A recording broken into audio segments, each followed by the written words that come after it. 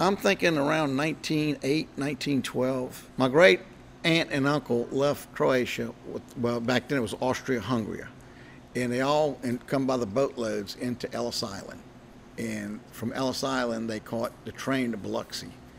So my grandfather was a teenager, and he stayed behind. So when he got old enough and the conflict got worse, he decided to come meet him. So he was traveling by himself. He wasn't traveling with a group. So he left Italy by ship and went to Havana, Cuba. And from Havana, he was supposed to switch ships and go to New Orleans. Well, he couldn't speak English or Spanish, and he got on the wrong ship, ended up in Tampico, Mexico. Ended up getting married and raising a family, had 3 sons. So when my dad was 12, they sent him over here for a better education. So my aunts and uncles had to show what they were worth so he wouldn't be a burden on the state.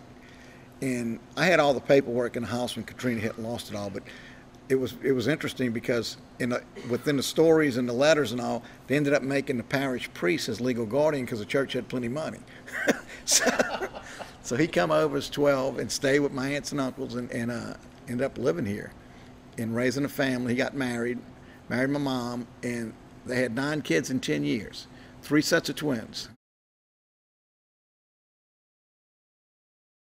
The Point is a small area.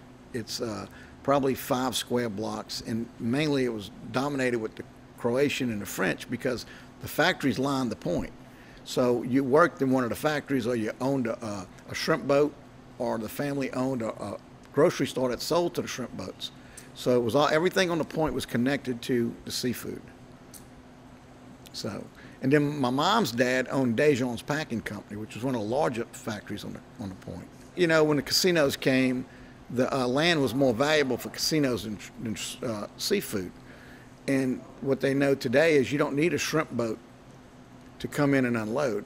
They can unload a shrimp boat anyways and truck the shrimp in with the new picking machines. And matter of fact, there's picking machine factories, factories right downtown Biloxi, where you don't need a boat. They can haul them in by 18-wheeler and pick the shrimp. But they do as much shrimp today as they did back then almost. It's still a lot of shrimp come through Biloxi.